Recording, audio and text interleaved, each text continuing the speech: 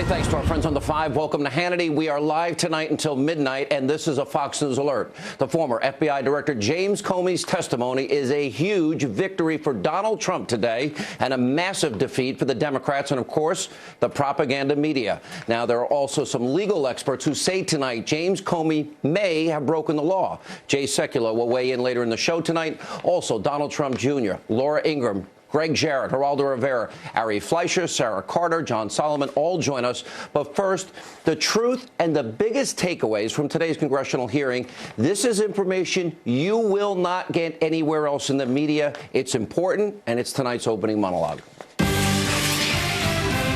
All right, here's what we learned today from James Comey's testimony. The president of the United States never obstructed justice. And in fact, the president actually encouraged the FBI Director Comey to go forward with any and all investigations into campaign associates and involvement with Russia.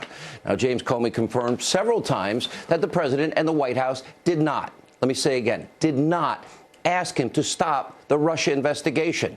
Now, Comey said multiple times that President Trump was not and ever under investigation, which, by the way, why did he only say this today? Why couldn't the FBI director have come out sooner?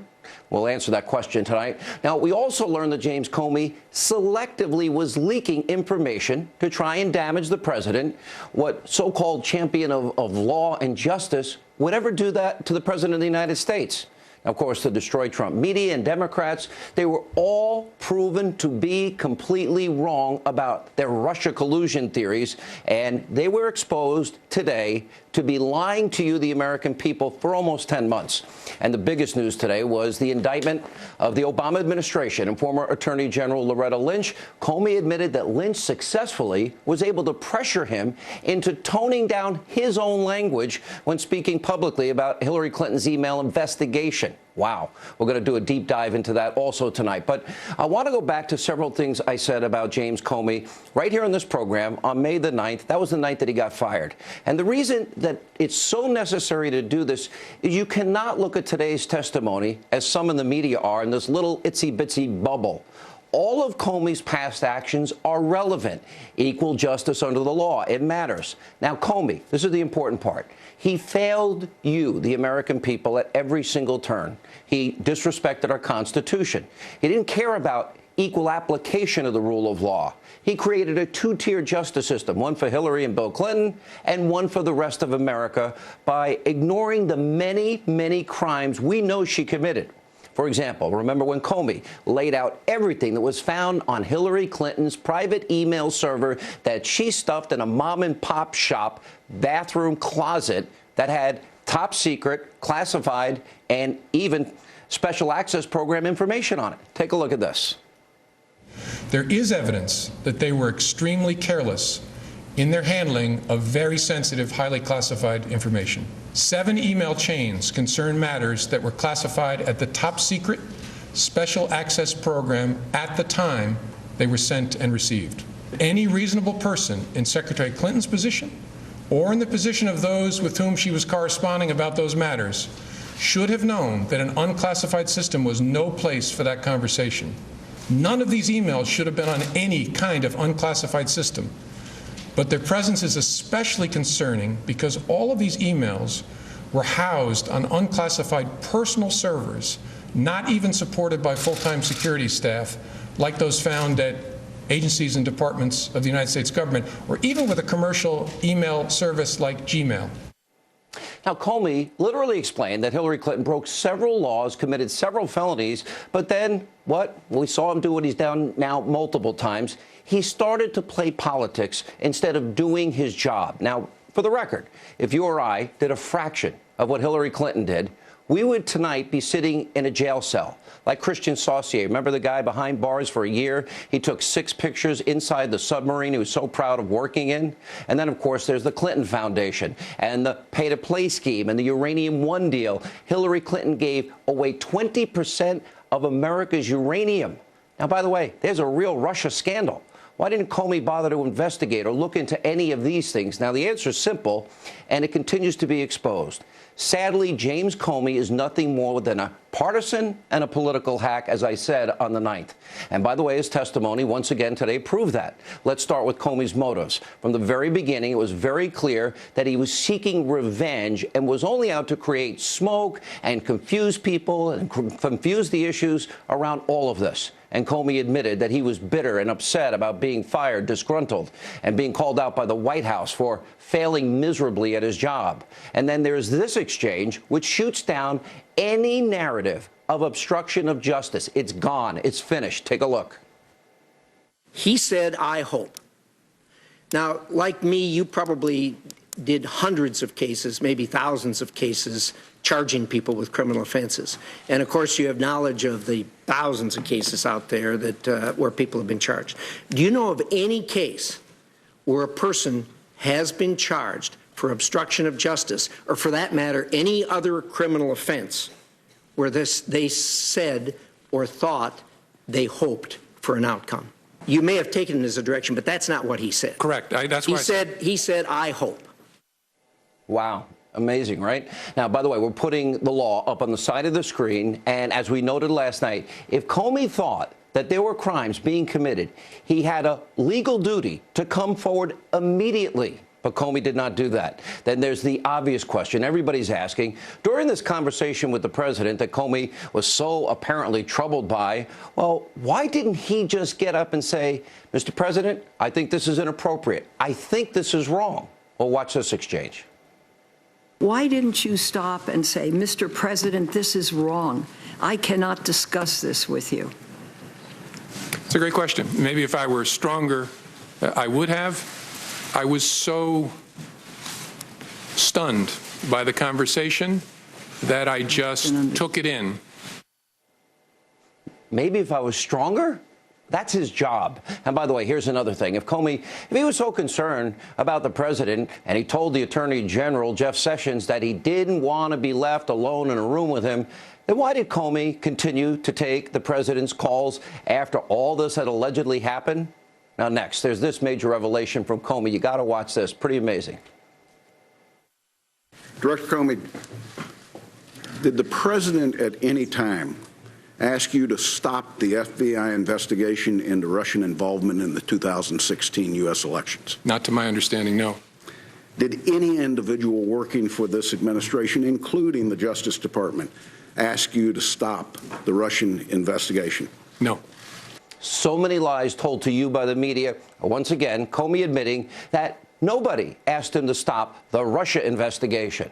Now, let's move on to the next major point. After Comey was fired, he decided to leak information to the press. This is so unbelievably inappropriate and maybe a violation of law. We'll ask that question later. Watch this. Did you show copies of your memos to anyone outside of the Department of Justice? Yes. And to whom did you show copies? I asked, President tweeted on Friday after I got fired that I better hope there's not tapes. I woke up in the middle of the night on Monday night, because it didn't dawn on me originally, that there might be corroboration for our conversation. There might be a tape. And my judgment was I needed to get that out into the public square. And so I asked a friend of mine to share the content of the memo with a reporter. Didn't do it myself for a variety of reasons, but I asked him to because I thought that might prompt the appointment of a special counsel.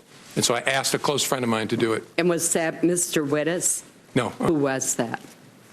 A good friend of mine who's a professor at Columbia Law School. Wow. So the fired, disgruntled ex-employee, ex-FBI director leaked details of his memo, hoping that it would bring about a special counsel? Now, this is beyond ridiculous, beyond inappropriate. And by the way, it shows you how calculated and political this guy really is. And you have to wonder, what else? Comey, did he leak before or maybe ordered others to leak? Now, as Senator Marco Rubio pointed out, amazing point today, the only thing that wasn't leaked in all of this is the fact that President Trump was not under investigation. By the way, he was told 3 times. Now, of course, this is likely to have been done on purpose. And finally, there's the biggest bombshell revelation from today, and that is the former Attorney General, Loretta Lynch, was able to actually influence Comey in the Clinton investigation. Watch this. The Clinton campaign at the time was using all kinds of euphemisms, security review, matters, things like that, for what was going on. We were getting to a place where the Attorney General and I were both going to have to testify and talk publicly about it. And I wanted to know, was she going to authorize us to confirm we had an investigation? And she said, yes, but don't call it that, call it a matter.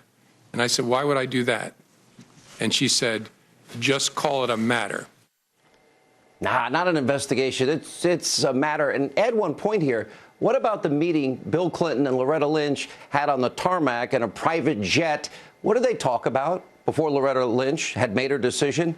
That is the huge scandal here and the abuse of power by the Obama administration. Lynch trying to influence the investigation, going directly to the FBI director. How is that not obstruction of justice? And why didn't Comey come forward and report that? And again, did he maybe break the law? We'll ask our legal experts throughout the show. Now, also, why didn't Comey create a detailed memo about that conversation with Loretta Lynch? Now, this shows you that there is a massive double standard. Now, Comey let something like that happen with Lynch, but is now trying to go after President Trump. And by the way, Comey's biases, they're so extreme. There's so many other examples. Now, Comey testified that he took, detailed memos of all of his conversations with President Trump. He didn't trust him. He thought he might lie, but he didn't do the same thing to President Obama. Now, Comey also never put Hillary Clinton under oath while she was being interviewed by the FBI, and by the way, never demanded that her conversations be recorded. Why is that? And biggest of all, Comey was desperate to come out and clear Hillary Clinton's name, but he refused to do the same thing for President Trump, who, by the way, as I mentioned, he told the president he wasn't under investigation. And then finally tonight, we have been saving this one for you on purpose. After so many months, about 10 months of endlessly pushing back all of these black helicopter, tinfoil hat conspiracy theories, what did we learn today? That there is no such thing as a Trump-Russia collusion. The media has been endlessly, breathlessly lying to you night after night after night, day after day. And today, they even had to admit it. Of course, the big network of black helicopter theories and tinfoil hat conspiracies is NBC. Just listen to even their own Chris Matthews, Mr. Thrill Up His Leg himself. Listen to this admission. The assumption of the critics of the president, of his pursuers, you might say, is that somewhere along the line in the last year, the president had something to do with colluding with the Russians, something to do with the helping hand, encouraging them, feeding their desire to affect the election in some way, some role they played, some conversation he had with Michael Flynn or Paul Manafort or somewhere. And yet what came apart this morning was that theory, because in two regards. The president said, according to the written testimony of Mr. Comey, go ahead and get anybody's satellite to my operation and nail them. I'm with you on that. So that would mean Manafort, Carter Page, someone else like that. And then he also came across what was fascinating. Comey said that basically Flynn wasn't central to the Russian investigation. A moment of enlightenment, even for Chris Matthews. It all came apart today. There was never anywhere in any case, any admission about Trump-Russia collusion. And by the way, we were the only ones in the media who cared about looking into this deeply and telling you, the American people, the truth, and not going with lies and innuendos and propaganda and misinformation because they were advancing a political agenda. You know, the same media that colluded with Hillary Clinton in the last election, as exposed by WikiLeaks. We have been right night after night after night. These idiots in the media, almost all of them, have been flat out wrong. All conspiracy theorists, time in and time out. So guess what? It's time for those so-called journalists with their superior attitude. Maybe they should take off their tinfoil hats and put their black helicopters back in the hangars, because it's over.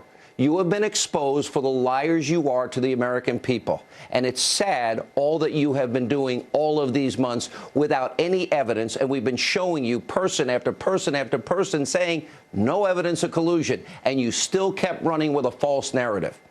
Joining us